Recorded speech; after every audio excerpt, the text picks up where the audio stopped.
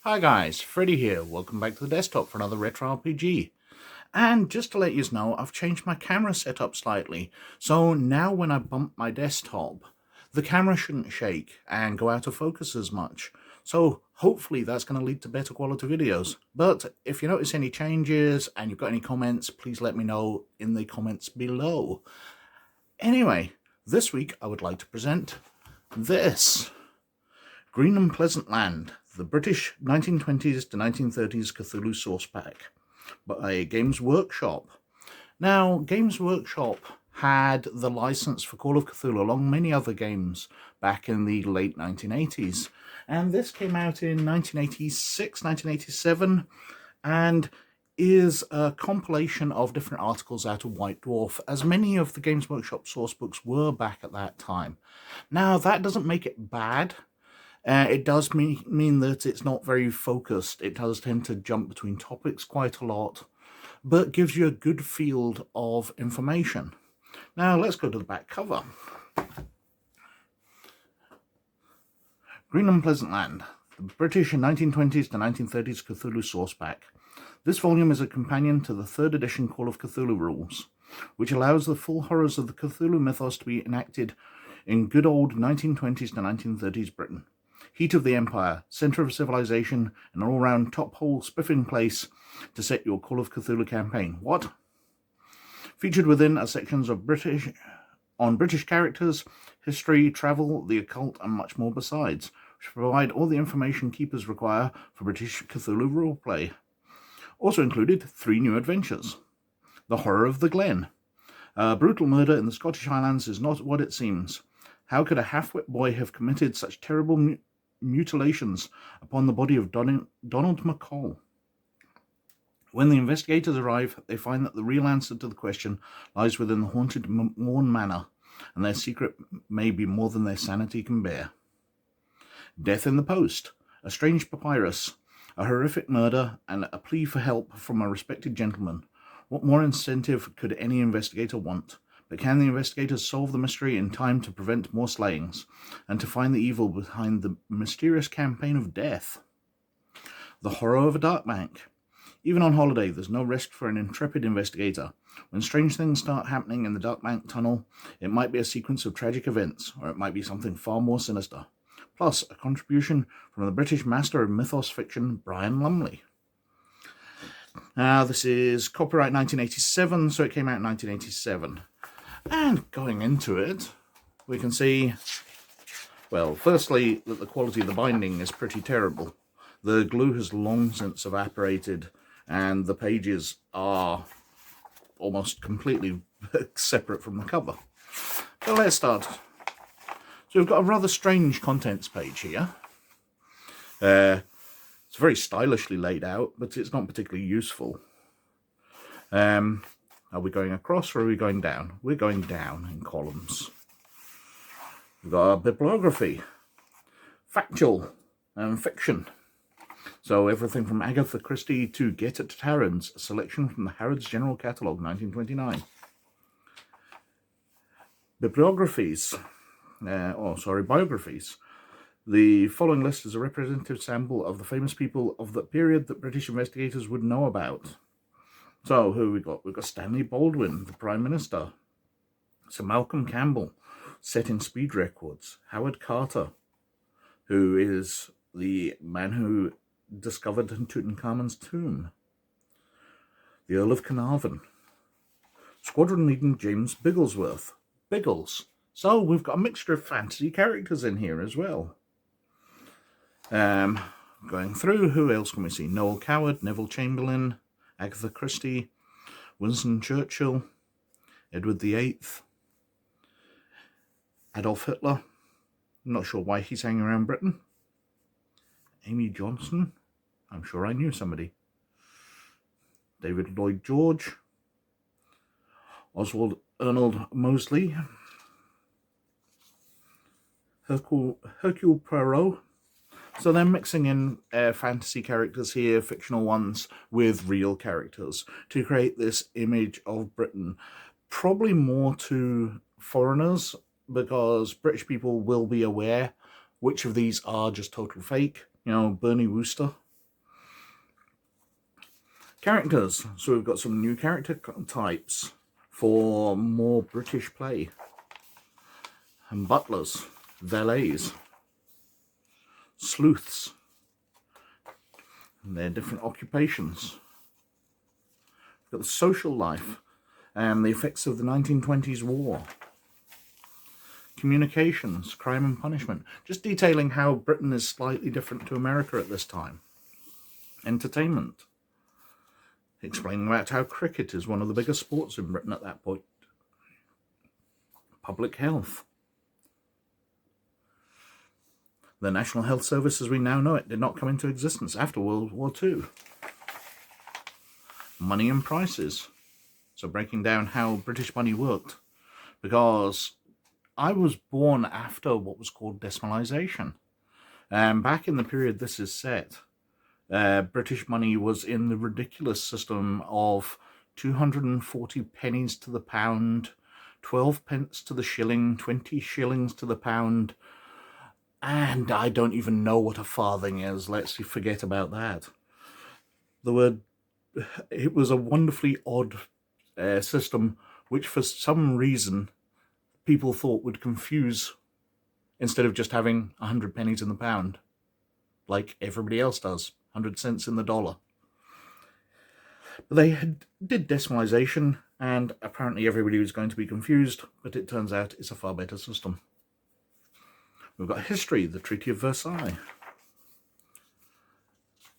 Ireland, it details what's going on in Ireland in this period. The Occult, with Aleister Crowley. Harry Price, the Society for Psychical Research. I'm trying to keep the pages from totally falling apart. A timeline for Britain and Europe. Fortean and Disasters timeline. I like the R101 there, where it crashed in France. Archaeology. So obviously this was a huge period in Britain, going to foreign countries and digging up their stuff and stealing it. Ask the Greeks and Egyptians about that. Follies. So British aristocracy back in this period liked building very odd buildings just out in the middle of nowhere. Follies. Things which serve no purpose except decoration. Britain and the mythos. So different parts of the country and their mythos connections. Aviation and the growth of the airlines. The inland waterways. Nothing more British than canals. Before we had good roads, we dug huge trenches across the country and floated boats down them for mass shipping. Before railways. Now, one of the things I really do like about this is the use of period adverts. I've heard criticism that perhaps they're a bit too common, as we do get lots of them throughout this next section. But I do like them. They add a feeling of authenticity. It would have been nicer if they were in full colour, but they're not. The entire booklet is just black and white. We've got the railways here, we've got sea travel. And then we're on to the adventures, the horror of the Glen. Now, this is a fantastic adventure. I'm not going to break down what happens in it and spoil it, but it's set up in Scotland, so the investigators are travelling to an area which very English or very American investigators won't be used to. And the adventure does introduce characters very well. I've heard criticism of it being a bit linear, but it tells a good story. And I find that with role-playing games a lot, that you can give players freedom and they can build their own story, or you can be telling them a story. And if you're telling them a story, it does lead to a fairly linear adventure. I don't see that as bad games design. I just see it as being slightly different. There's definitely something to be said for letting your players free in the world and doing anything, but also making them become part of a story is very valid and a very good way of having fun. I'll carry on flipping through here. So we've got the people of Strathmore and the characters, a layout of the village with the manor house, documentary sources, we've got the layout of the manor house, all very nicely mapped. The artwork is fantastic.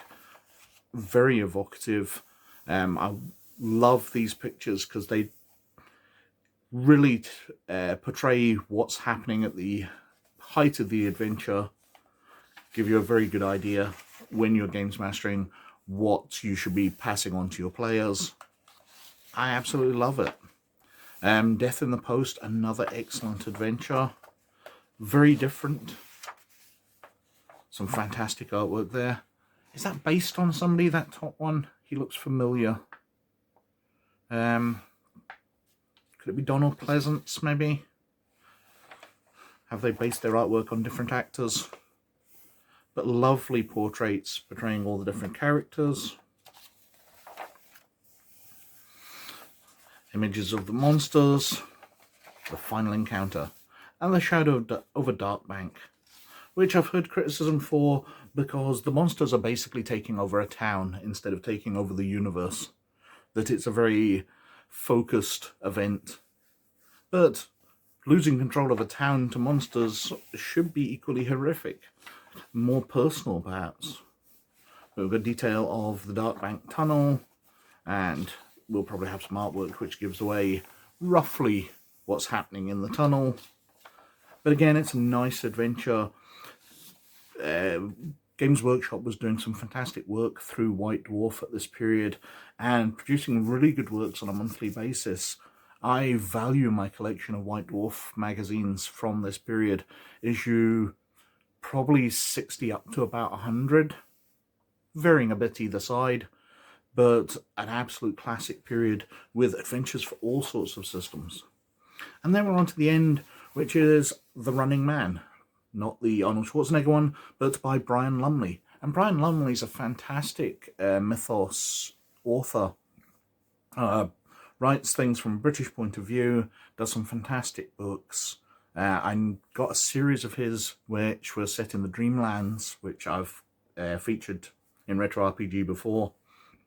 But Brian Lumley is a really good author, and it's a nice wee short story at the end here. It's 7 pages long. It's over quickly, but it's a good short story. And that is Green and Pleasant Land. Now, this has been superseded by so much more. Chaosium themselves brought out a London Sourcebook. There are various other books, and this has not been republished since its 1987 release, which is a pity. It's a nice compilation of White Dwarf articles. It's an interesting wee look into somebody else's view of what Britain's like in Call of Cthulhu, and one of my favourite Cthulhu books, I have to say, which isn't saying much because I love most of them. Cthulhu really does have high quality products, but this is nice. And I haven't even commented on the cover. I really like this cover, the sort of binding style of it, with the leather corners to protect it if it was a proper volume. But the image here with the very rural cricketing team, the plane in the background, the church spire, really getting across Green and Pleasant Land with the tentacle from the Cthulhu Mythos creature grabbing the cricket ball in the front here. I love that image. It's really nice and a lovely cover. Anyway, I think I've whittled on far more than enough for today. So, as always, please like and subscribe if you like what I'm doing. But most of all, you look after yourselves, and I'll catch you later. Bye now.